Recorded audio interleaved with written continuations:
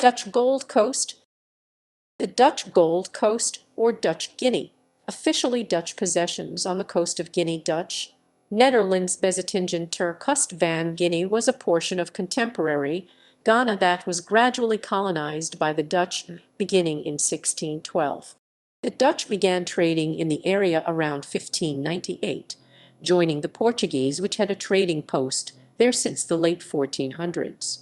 Eventually, the Dutch Gold Coast became the most important Dutch colony in West Africa after Fort Elmina was captured from the Portuguese in 1637, but fell into disarray after the abolition of the slave trade in the early 19th century. On 6 April 1872, the Dutch Gold Coast was, in accordance with the Anglo-Dutch Treaties of 1870-71, ceded to the United Kingdom. History. The Dutch settled on the Gold Coast. The Portuguese were the first Europeans to arrive in contemporary Ghana. By 1471, they had reached the area that was to become known as the Gold Coast because it was an important source of gold. The Portuguese trading interests in gold, ivory, and pepper so increased that in 1482 the Portuguese built their first permanent trading post on the western coast of present-day Ghana. This fortress, a trade castle called São Jorge da Mina, was constructed to protect Portuguese trade from European competitors. The Portuguese position on the Gold Coast, known as Portuguese Gold Coast, remained secure for over a century. During that time, Lisbon sought to monopolize all trade in the region in royal hands, though appointed officials at São Jorge, and used force to prevent English, French, and Dutch efforts to trade on the coast. After Baron Eriks successfully sailed to the Gold Coast in 1591, Dutch merchants began trading in the area. Pieter de Maris's publications greatly increased the interest of merchants in the region. The 12 years' truce between Portugal, Spain, and the Dutch Republic, which lasted from 1609 to 1621, disrupted Dutch trade on the Gold Coast, as the Portuguese now had sufficient resources to protect their trade monopoly. Dutch traders then petitioned the States General of the Dutch Republic to build a fort on the coast.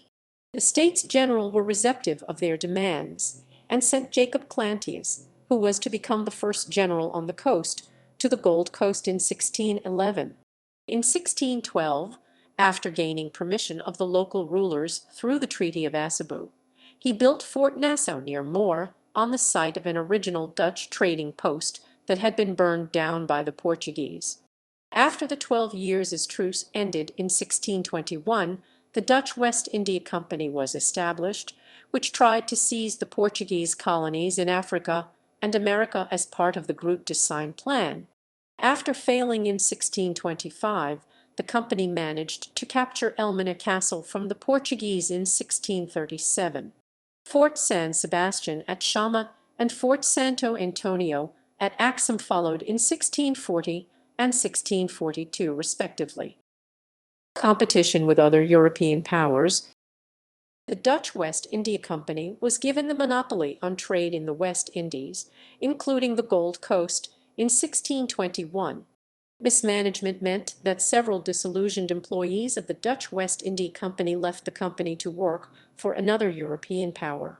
Hendrik Karloff, for example, was a former high-ranking officer in the company, who joined the Swedish Africa Company, founded in 1649 by the Walloon-Dutch industrialist Louis de Geer. In the end, Karloff also left the Swedish company, this time for the Danish Africa Company, which he founded himself with Isaac Coymans and Nicolas Pancras, also former Dutch West India Company employees. Whereas Swedish presence on the Gold Coast turned out to be only temporary, British and Danish settlement in the area proved to be permanent. From 1694 until 1700, the Dutch West India Company fought the Comenda Wars with the British over trade rights with the Eguafo Kingdom.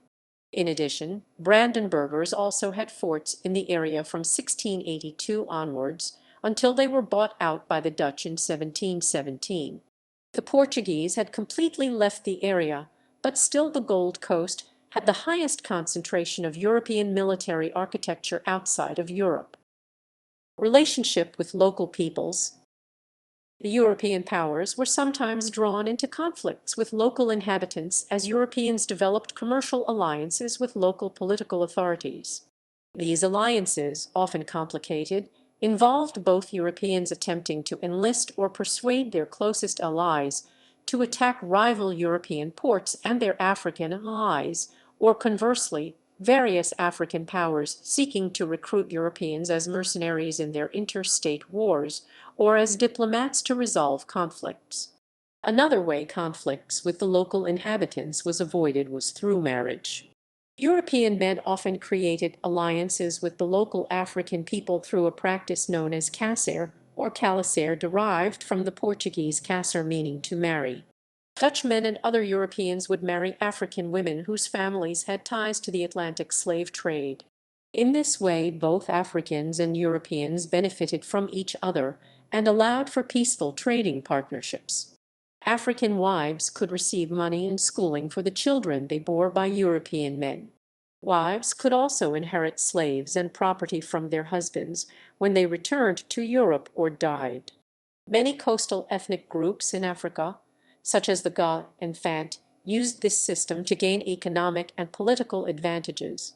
These African ethnic groups had been using this practice before the arrival of the Europeans with strangers of a different ethnicity, and extended the same privilege to European men by the late 1400s. Caser enabled Africans to trust strangers like the Europeans when dealing within their trade networks. It made the transition between stranger and trade partner a lot smoother. At Elmina, the Dutch had inherited from the Portuguese a system in which tribute was paid to the Denkyira, who were the dominant power in the region. After the Battle of Fayette 1701, the Ashanti Empire replaced the Denkyira as the dominant power, and the Dutch began paying tribute to the Ashanti instead. Although the existence of the so-called Elmina note is often questioned, the Dutch generally paid 2 ounces of gold per month to the Ashanti as tribute. This bond between the Dutch and the Ashanti, who through the port of Elmina had access to trade with the Dutch and the rest of the world, deeply affected the relations between the Dutch, the other local peoples, and the British. The latter were increasingly tight with the Fant, to which the Denkyira and thus also Elmina were culturally and linguistically close. Several Ashanti Fant wars followed, and the rivalry between the two peoples were key in the events surrounding the transfer of the Dutch Gold Coast to Britain in 1872. After the Dutch managed to dislodge the Swedes from Butter and began building Fort Batestein at that site, the leaders of the Dutch West India Company thought it beneficial to negotiate a treaty with the local political leadership in order to establish a peaceful, long-term relationship in the area. The local Ahanta leaders found it equally beneficial to enter into such an agreement, and thus on 27 August 1656, the Treaty of Butter was signed. This treaty established a Dutch protectorate in the area and established diplomatic ties between the Dutch Republic and the Ahanta. The treaty's arrangements proved very stable and regulated Dutch-Ahanta diplomatic affairs for more than 213 years. Only after the Gold Coast was sold to Britain in 1872 were the provisions of the treaty abrogated. On 18 February 1782, as part of the Fourth Anglo-Dutch War, the British attacked Elmina. Although this attack failed, Britain seized Fort Nassau, Fort Amsterdam, Fort Leidschendam, Fort Goedhoop, and Fort Crèvecoeur from the Dutch. The Dutch Republic only managed to seize Fort Seconde from the British. In the Treaty of Paris of 1784, all forts returned to their pre-war owners. Disestablishment of the Dwick and the abolition of slave trade. In 1791, the Dutch West India Company was disestablished, and on 1 January 1792, all territories held by the company reverted to the rule of the States General of the Dutch Republic. During the French occupation of the Netherlands between 1810 and 1814, the Dutch possessions on the Gold Coast held the rather unusual position, together with the island of Deshima, in Japan, of being the only Dutch territories not occupied by either France or Great Britain. The British Slave Trade Act of 1807 effectively ended all slave trade from the Gold Coast.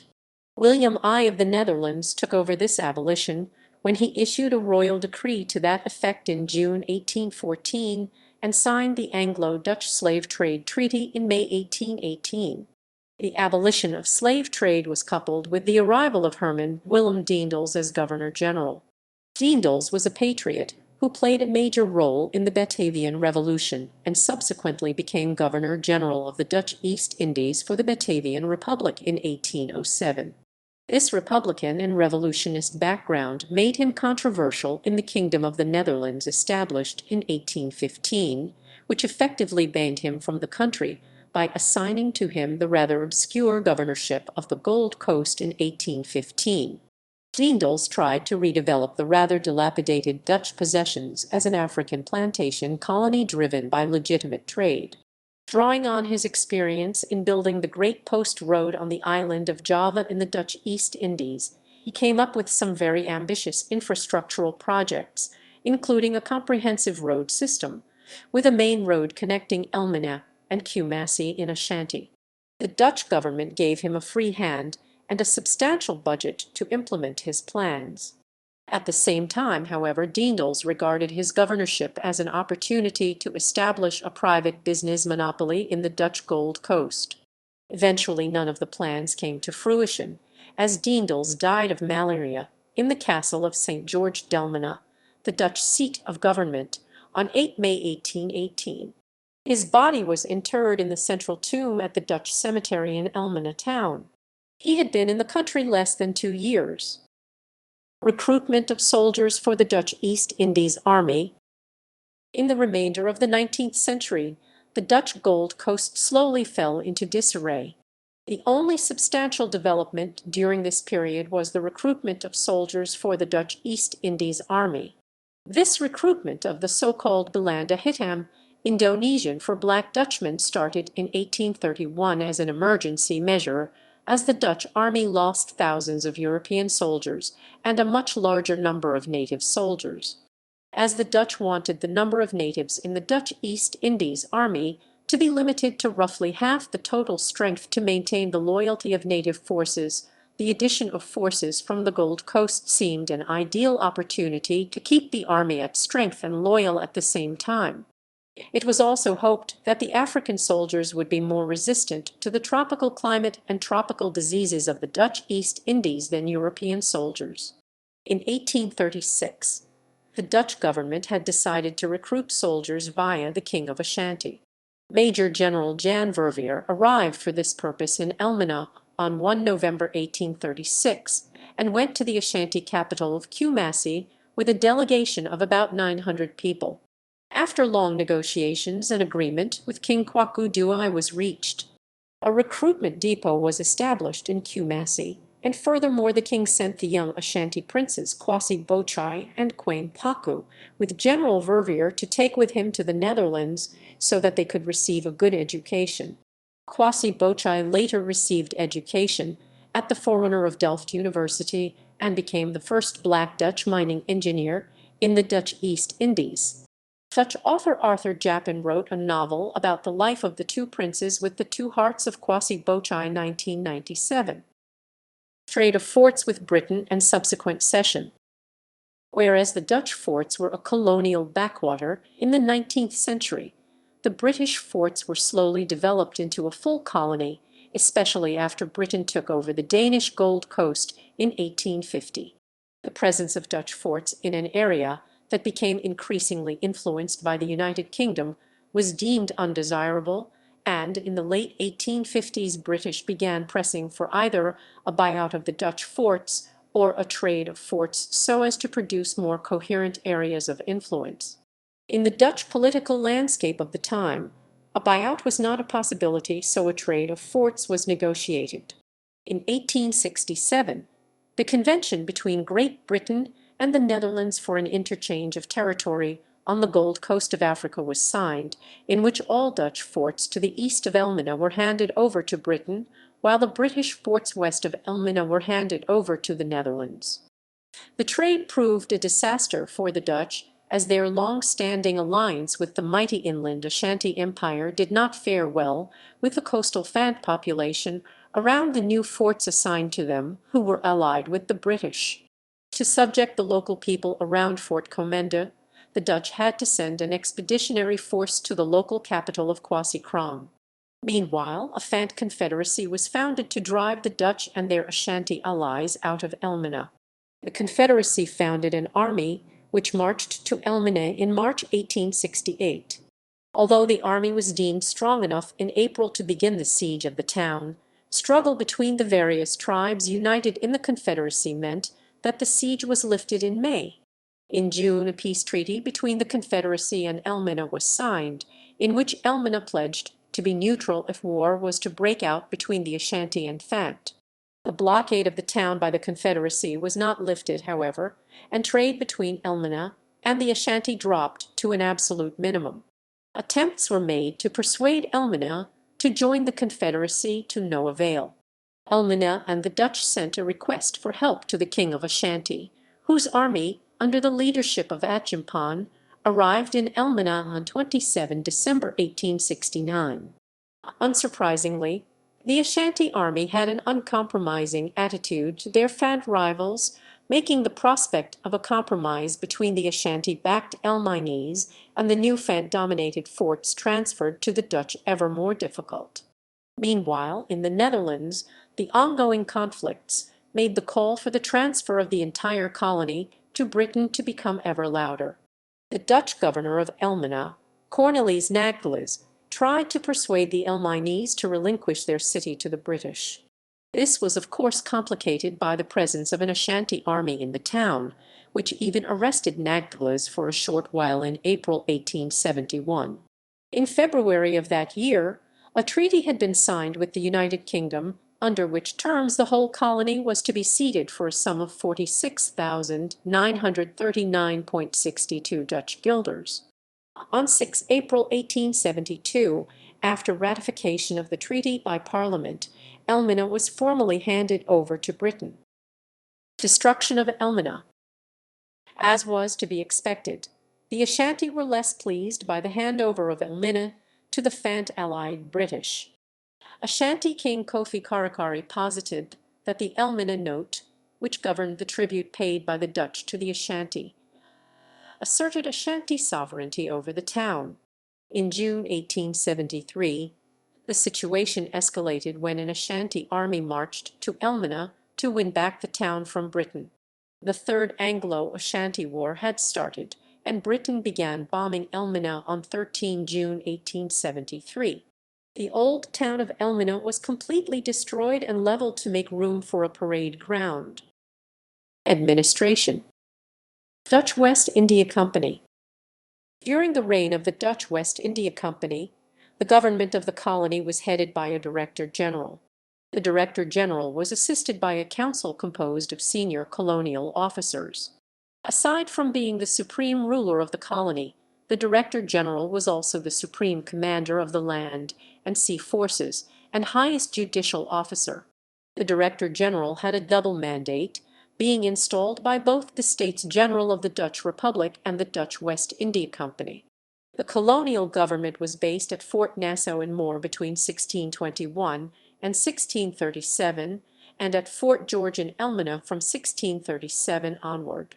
When the Dutch conquered Luanda and São Tomé from the Portuguese in 1642, the Dutch West India Company's possessions on the coast of Africa were divided into two separate commandments. The government at Elmina was charged with the rule over Guinea and its dependencies from Cabo Tres Puntas to Cabo Lopes Gonçalves, and the government at Luanda with the possessions south of the latter cape, including São Tomé. The title of the Director General at Elmina was changed to Director General of the North Coast of Africa.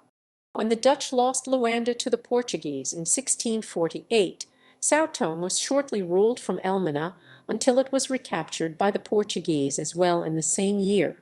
With the establishment of the Second Dutch West India Company in 1675, the government structure was revised. The area under the authority of the Director General was redefined as the Coast of Africa, from Sierra Leone all exclusively to 30 degrees south of the equator, together with all the islands in between, thereby nominally reinstating the claim on the territories lost in this area to the Portuguese.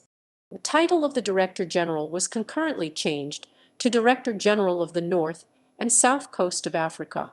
This larger claim was not primarily meant to reclaim Luanda and São Tomé from the Portuguese, however, but merely to establish authority over Dutch trade in the area.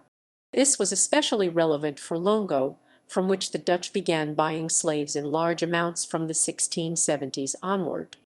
Until the liquidation of the Dutch West India Company in 1791, the title of the Director General and the limits of jurisdiction remained the same. Composition of the Council. According to the 1722 government instruction, the council comprised the Director General, who functioned as the council's president, the fiscal Dutch fiscal, the senior merchant Dutch opperkoopman, and the senior commissioners Dutch opperkomies. These senior commissioners consisted of the head of Fort St. Anthony at Axum, the head of Fort Nassau at Moor, the head of Fort Crevecoeur at Accra, and the head of the factory at Ouda on the Dutch slave coast. Between 1746 and 1768, the council consisted of the Director General, the fiscal, and the 7 highest-ranking first officials, which included the senior commissioners, the Master of Works Dutch, Equipagemeester, the Bookkeeper General Dutch, Boekhouder General, and the Ensign Dutch Bondrig. In 1768, the council was again reduced to the fiscal. The 3 senior commissioners, the trading post at Ouda has since been abandoned, and the commissioner and councillor.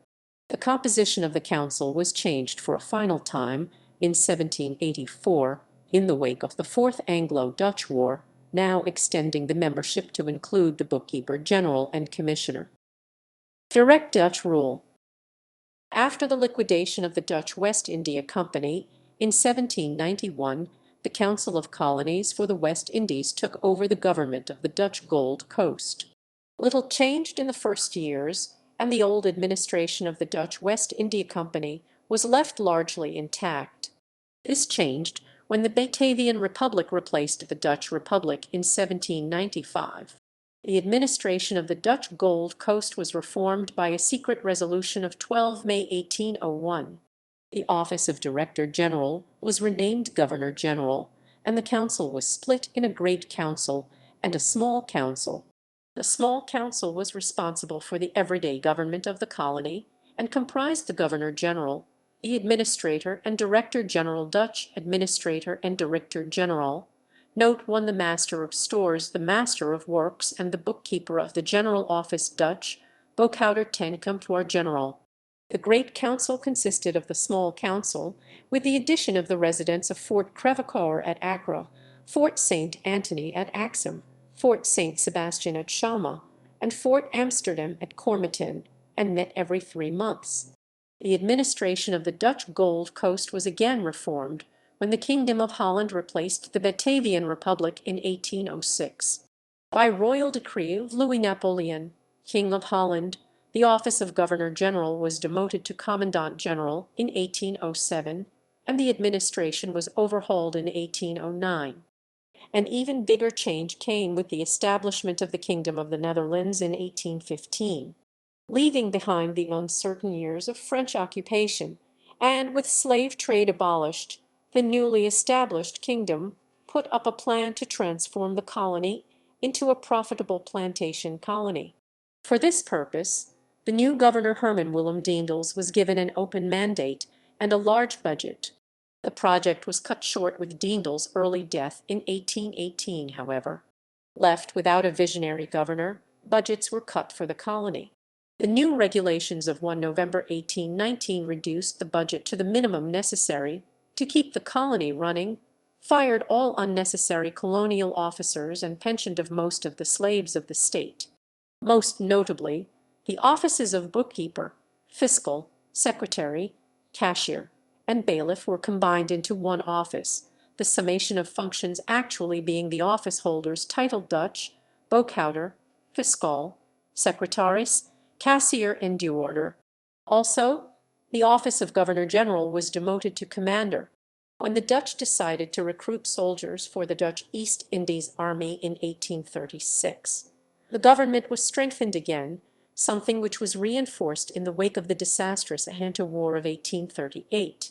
By virtue of a royal decree dated 23 March 1838, the office of commander was raised to governor and extra officers were installed to make government more effective. The government itself was reformed in 1847, which among its most notable inventions included the establishment of a court of justice legally separate from the council, although memberships often overlapped. The office of fiscal, responsible for public prosecution, was renamed officer of justice. In the late 1850s, the administrative divisions into forts was changed into a division into districts Dutch afdelingen, asserting Dutch sovereignty or suzerainty over not only the forts, but also the territory surrounding the forts. District officers were instructed to make surveys of physical, economic, and socio-political situation of the districts. As a consequence of the tariff system set up in the Anglo-Dutch Gold Coast Treaty, a tax and customs office was established in Elmina in 1867. At the same time, a postal office was established as well. Economy. Although the colony is nowadays primarily associated with Atlantic slave trade, this was not the reason for the first Dutch traders to trade with the Gold Coast.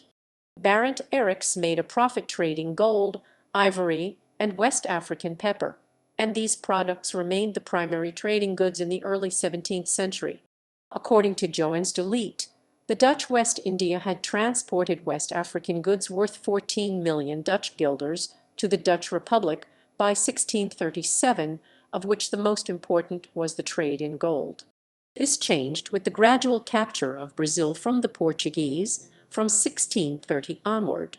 Suddenly, the trade of slaves, for which there was no significant market earlier, became a necessity for the economic survival of Dutch Brazil. Nicholas van Iperen, governor of the Dutch possessions on the Gold Coast, was instructed by his superiors of the Dutch West India Company to supply Dutch Brazil with slaves. In 1636, he managed to ship around 1,000 slaves to Brazil from Fort Nassau, but to secure a continuous flow of slave labor, the company decided it was necessary to attempt once more to capture Elmina from the Portuguese. After Elmina was finally captured in August 1637, the focus of trade for the Dutch West India Company shifted to slave trade. The directors of the Dutch West India Company were not happy with the increasing slave trade on the Gold Coast itself, however, as it interfered with the profitable gold trade, and actively tried to move the slave trade to the Slave Coast, where they had trading posts from 1640 onward. The loss of Brazil did not collapse Dutch slave trade, as in 1662, Dutch signed their first assiento with the Spanish Empire, pledging to provide slaves to Spanish America, primarily through their trading post in Willemstad, Curaçao. Furthermore, in 1664, the Dutch conquered Suriname, complementing Berbice and Essequibo's Caribbean plantation colonies depending on slave labor. Meanwhile, the Dutch had tried in 1654. The supply of gold declined dramatically at the turn of the 18th century, due to tribal warfare among the people of the Gold Coast. While the Ashanti succeeded in the Battle of Fayes of 1701 to establish their hegemony on the Gold Coast, it took them a few years to fully pacify their newly conquered territory. 1701 proved to be the historic low for the gold trade, with only 530 mark of gold exported, worth 178.80 guilders. Whereas the supply of gold was declining, the supply of slaves boomed as never before. This was to a large part due to the Ashanti Wars. Governor-General Willem de la Palmer wrote to his superiors at the Dutch West India Company, whereas between 1693 and 1701-1522 slaves were transported from Elmina to the Americas, an average of 169 slaves per year. 1213 slaves were transported between 1702 and 1704, an average of 404 per year.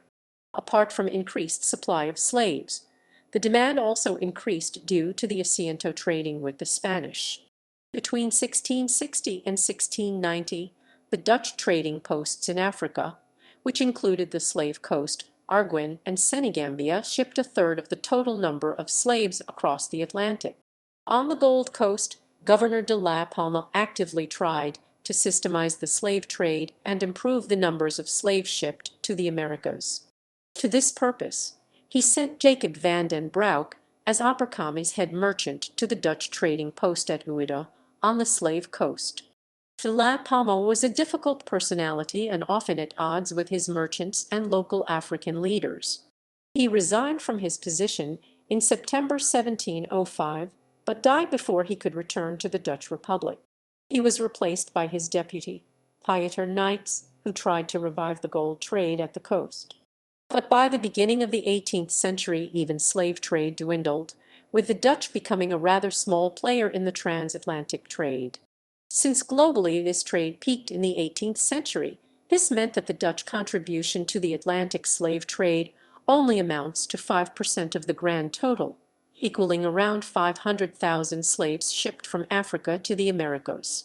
In 1730, the monopoly of the Dutch West India Company on the Atlantic slave trade was lifted. This contributed to the rise of the Middelburgse Commercie Compagnie in Sicily, which dominated the Dutch slave trade for much of the 18th century. The Gold Coast economy in the 19th century. With the Anglo-Dutch Treaty of 1814, the Dutch vowed to stop trading slaves.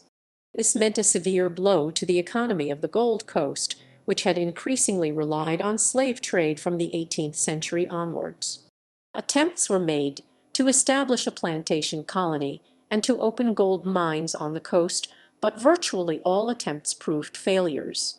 One of the first attempts at establishing a plantation was made by the sons of Governor-General Herman Willem Daendels in 1816. They established a plantation named Orange Dagerot in Simbo. The Governor-General himself tried to buy 300 slaves from Kumassi, which were to regain their freedom by cultivating farmland. Both projects failed. Between 1845 and 1850, the colonial government once again, after the failure of Fort Rijtjever, tried to establish a gold mine on the coast. The Dutch government bought an open-air gold mine from the chief of Butter and sent in 1845 an expedition of a director. 2 engineers and all 9 workers fell victim to tropical diseases and died, leaving the rest of the expedition to return to Europe. The second expedition of 1847 was not less successful, now with 11 out of 13 people dying. By 1850, the Dutch government ended the mining attempt. Another attempt to develop the colony involved the establishment of a cotton plantation just outside Elmina. In light of this project, a Brazilian man by the name of La Rocha Vieira was brought to the Gold Coast. Due to the rude treatment of workers, La Rocha Vieira was unable to attract new laborers, and the plantation died an early death. In 1848, a tobacco plantation was attempted in the government's garden in Elmina, but failed due to bad soil conditions. A more successful tobacco plantation was established in Simbo, but fell victim to a lack of laborers wanting to work on the plantation. From February to October 1859, Dutch colonial government official J.S.G. Gramberg tried to develop the soil on the Bosumper River, but also had difficulty attracting workers. The only 2 plantations that were successful comprised a coffee plantation in Akropong, established by missionaries from Basel, and another coffee plantation in Marinier, Accra, owned by mulatto entrepreneur Lutterot, worked by slaves. Society. Until the destruction of Elmina in 1873, the town was the largest settlement on the Gold Coast, eclipsing Accra and Kumassi. In the 18th century, its population numbered 12,000 to 16,000 inhabitants, and in the 19th century, this figure rose to between 18,000 and 20,000.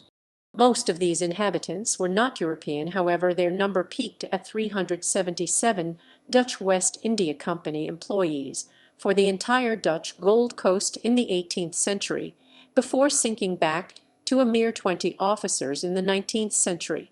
Much more important were the African inhabitants of Elmina, who came from every region of the Gold Coast to Elmina to try their luck. Slaves formed a considerable portion of the population of Elmina as well, and were often in the possession of the Akan people inhabitants themselves.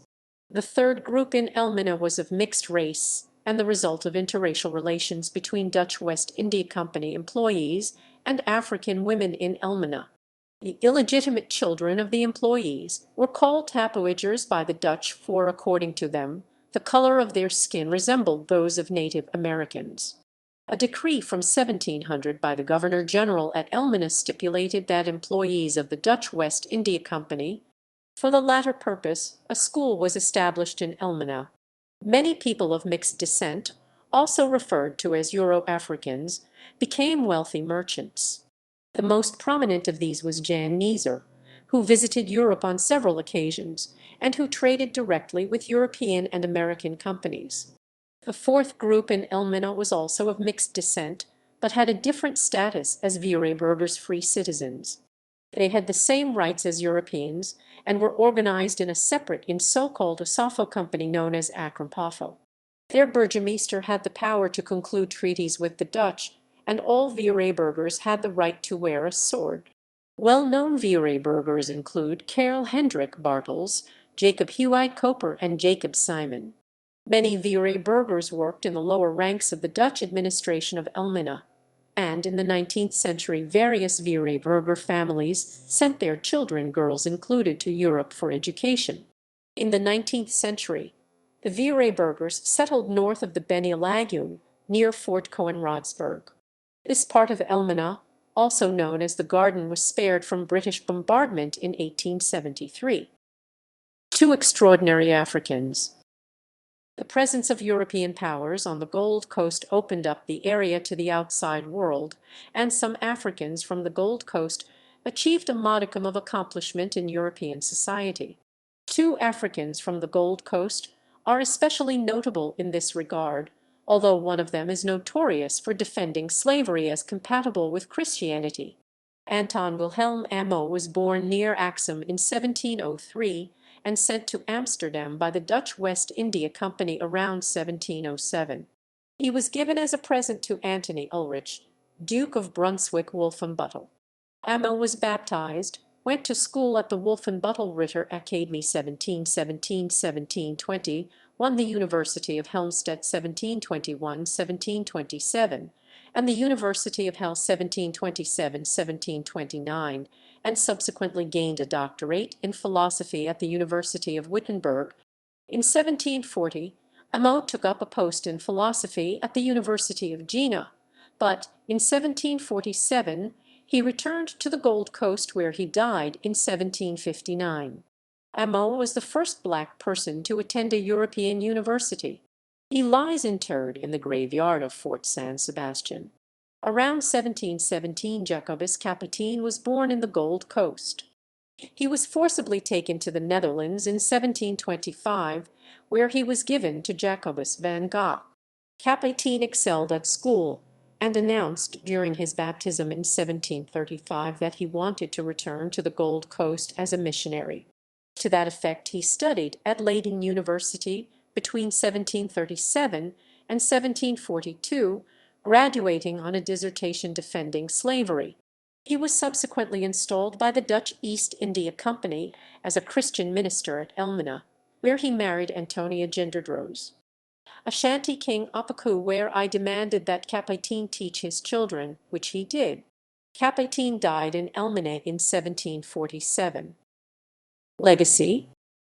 After the Dutch East Indies gained independence as Indonesia in 1949, most Belanda Hitam migrated to the Netherlands, since they had been soldiers of the Royal Netherlands East Indies Army.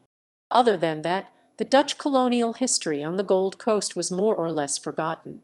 This changed slightly after Arthur Japan published the earlier mentioned The Two Hearts of Kwasi Bochai in 1997. This attention also revealed that the head of Ashanti King Badu Bonsu Roman II, taken to the Netherlands after his execution in 1838, was still in the possession of the Leiden University Medical Center. The head of the king was handed over to the Ghanaian ambassador in a ceremony held on 23 July 2009 in The Hague. In 2002, the 300-year anniversary of diplomatic ties between Ghana and the Netherlands was celebrated, with Dutch Crown Prince Willem-Alexander and his wife Maxima visiting Ghana between 14 and 17 April, and with Ashanti King Otumfuo Nana Osei Tutu Roman II visiting the Netherlands in June. The anniversary referred to as the sending by the Dutch West India Company of David van Nijendale as envoy to the Ashanti Empire in 1701, after the Ashanti had become the dominant power on the Gold Coast by defeating the Denkira at the Battle of Fayes. Remnants of Dutch presence in the Gold Coast, other than the forts along the coastline, are Dutch surnames which were taken on by the descendants of the children the Dutch slave traders had with their black mistresses. Bosman is a common surname in Ghana and ultimately derives from the Dutch slave trader Willem Bosman. Other Ghanaian surnames derived from Dutch names include Bartels, Van Dyck, and De Vere. In an episode of Who Do You Think You Are?, a British Ghanaian actor Hugh Quarshie traced his ancestry to Pieter Martinus Johannes Kamerling, a Dutch official on the Gold Coast. Settlements. Main forts. Trade of forts with Britain. In 1868, the United Kingdom and the Netherlands traded some forts in order to create more geographically contiguous areas of influence. The Netherlands ceded Fort Nassau, Fort Crevecoeur, Fort Amsterdam, Fort Goedhoop, and Fort Leidzaamheid, and in return received a Polonia renamed Fort Willem Roman III, Fort Dixkove, renamed Fort Metteling-Cruys, Fort Comenda, not to be confused with the already Dutch Fort Vuurenberg, also in Comenda, and Fort Sakon. This arrangement proved short-lived, as the colony was completely ceded to the United Kingdom in 1872. Temporarily held forts. Apart from the main forts held for more than a century, other forts in the region have been temporarily occupied by the Dutch.